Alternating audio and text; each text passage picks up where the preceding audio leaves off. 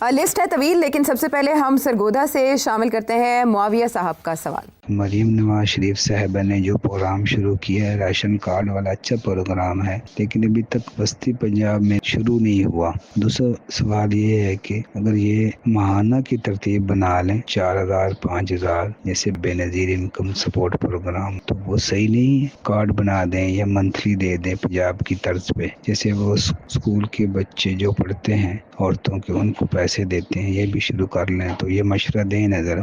देखिए, मेरा तो मशवरा यही है कि जो कुछ देना होता है वो कैश में दिया जाए।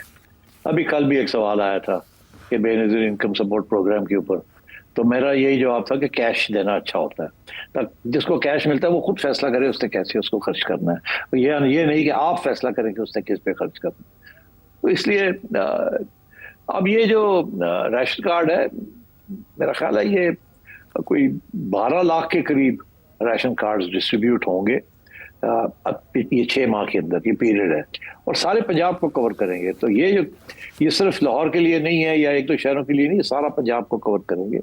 और 3000 रुपए तक आप इसको इस्तेमाल कर सकेंगे फॉर फ्री। उसके अलावा आपने जो भी इसके ये 3000 में खरीदेंगे वो आपको 20% डिस्काउंट में मिलेंगी। तो इस किस्म की सहूलियात है। मैं समझता हूँ इट्स अ वंडरफुल इनिशिएटिव, अच्छी पॉलिसी है। बेनजीर इनकम सपोर्ट प्रोग्राम भी अच्छी पॉलिसी है, या राशन कार्ड वाली पॉलिसी भी बड़ी अच्छी है। और इस किस्म के काम जो मरीम नवाज कर रही हैं, कम से कम हमें दाद तो देनी चाहिए। ये सारे वो काम है जो गरीबों के लिए है। जैसे बेनजीर इनकम सपोर्ट प्रोग्राम हम सब ने सपोर्ट किया था, तो ये राशन कार्ड की हमने सपोर्ट करी। इमरान खान ने वो जो हेल्थ कार्ड किया था उसमें खामियां थी, उससे करप्शन के बड़े चांसेस थे। अगर उसको और तरीके से बनाया जाता तो शायद वो भी गुड इनिशिएटिव। तो मैं ये समझता हूँ कि देखिए ना, अगर हमारी पूरी एक नेशनल हेल्थ पॉलिसी नहीं हो सकती, जैसे यूके में है नेशनल हेल्थ सर्विस NHS, हर बंदा जाके अपना इलाज करवा सकता है फ्री फ्रॉम हॉस्पिटल्स, तो वो तो हमारे यहाँ तो बड़ा मुश्किल है। यूके में भी अब मुश्किल हो गया उसको कंटिन्यू करना। बहुत पैसे लगते हैं, बड़ी सब्सिडी देनी पड़ती है, बड़ी बजट्स बनाने पड़ते हैं। मगर ये छोटे छोटे काम भी जो है ना, ये भी बड़े जरूरी हैं। काश के बाकी जो है वो भी अपनी आवाम के लिए इस किस्म की सहूलियात पेश करें। बट सो आई थिंक यहाँ तो दाद देनी चाहिए मरियम को। सर साहब, इसी तरह से ज़ाहिर है मरियम नवाज साहिबा के काफ़ी मंसूबे हैं जिसमें वो टारगेट करी हैं उन आवाम को जो अपना घर भी नहीं बना सकते। ये एक मंसूबे के हवाले से कनाडा से सवाल कर रहे हैं कि interest free loan Maryam Nawaz साहिबा की तरफ से दिया जा रहा है, प्लॉट भी साथ दिए जा रहे हैं। ये बहुत अच्छा प्लान है उनके बकौल, ये स्कीम्स बहुत अच्छी हैं, लेकिन स्पीड से हाउसिंग सोसाइटीज़ बनने की वजह से ज़रूरी ज़मीन ख़त्म हो रही है, तो हाई राइज बिल्डिंग्स बनानी चाहिए। वो ये चाहते हैं कि मशवरा दिया जाए बजाय ये कि सोसाइटीज़ डेवलप की जाए, आप अपार्टमेंट्स दे दें लोगों को। इसके बारे में आपका क्या ख्याल? देखिए, ये कराची वाले जैसे शहर में अपार्टमेंट्स तो बड़ी कामयाब है, मगर लाहौर का जो माहौल है पंजाब का, वहाँ लोग छोटे से छोटा घर भी होना तो वो प्रेफर करते हैं, वो अपार्टमेंट्स में प्रेफर नहीं करते रहना। वहाँ कराची के अंदर शाम को हवा बहुत चलती है, समुंदर है, तो अपार्टमेंट्स के अंदर काम चल जाता है। हाँ, होटल नहीं होती। यहाँ वो खिड़कियां खुली रखे, आ रही है आवाज, आ रही है, मगर लाहौर के अंदर तो बिल्कुल कोई हवा होती नहीं गर्मी के अंदर, इट्स जस्ट सफोकेटिंग। तो इसलिए अपार्टमेंट्स, अनलेस वो अपार्टमेंट्स एयर कंडीशनड हो, तो अदरवाइज बड़ा मुश्किल हो जाता है छोटी छोटी अपार्टमेंट्स पे रहना, क्योंकि हर अपार्टमेंट जो है उसके वो खिड़कियां नहीं होती जो बाहर की तरफ निकले, कुछ तो अंदर भी होती हैं। तो इस किस्म के मसले हैं। मगर अभी भी मैं देख रहा हूँ कि लाहौर शहर के अंदर फॉर एग्जाम्पल आहिस्ता आहिस्ता अच्छी हाई क्वालिटी अपार्टमेंट्स बननी शुरू हो गई हैं, जहाँ ये फैसिलिटीज भी हैं कि हर अपार्टमेंट जो है उसका किसी न किसी साइड से बाहर की तरफ विंडो निकलती है, हवा आ सकती है, so on. But not everyone can do that. अब दूसरी बात, एक सवाल ये भी था, मैंने सुना कि कोई कह रहे हैं कि जी हमारी जो एग्रीकल्चर जमीन है वो कम होती जा रही है क्योंकि लोग जो है, शहर जो है ये बढ़ रहे हैं। इन्होंने पूछा है मलियार साहब ने, इन्होंने पूछा हाउसिंग सोसाइटीज बन रही हैं। एग्रीकल्चर जमीन नहीं खत्म हो रही, बड़ी एग्रीकल्चर जमीन है आपके पास।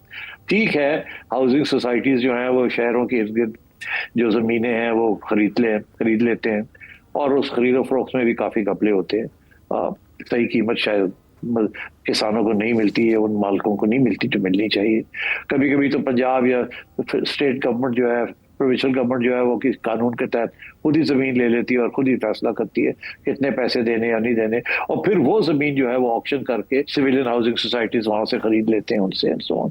तो ये काम चलता रहता है। बट कोई ये इसका फिक्र मत करे कि जी वो हाउसिंग सोसाइटीज बन रही हैं जिसकी वजह से एग्रीकल्चर जमीन जो है वो कम हो रही है और उसके साथ हमारी एग्रीकल्चरल प्रोडक्शन जो है या आउटपुट है उसको वो असर पड़ेगा, ऐसी कोई बात नहीं है, नथिंग टू वरी अबाउट। बाकी ये है कि yes I think housing societies, अगर हाउसिंग सोसाइटीज कामयाब भी तो है ना, वो इसलिए कामयाब है कि मिडिल क्लास के लिए इट्स अ ग्रेट फैसिलिटी। 4-4 मरले के घर, 2 मरले, 4 मरले, 8 मरले इंस्टॉलमेंट्स के ऊपर आप देके और आप अपने लिए घर बना लें। तो और फिर जो लोग इन्वेस्टमेंट भी करना चाहते हैं, छोटी इन्वेस्टमेंट है करके और किराए पे चढ़ा दें। तो आई थिंक ये तो अच्छी चीजें हैं हाउसिंग सोसाइटीज।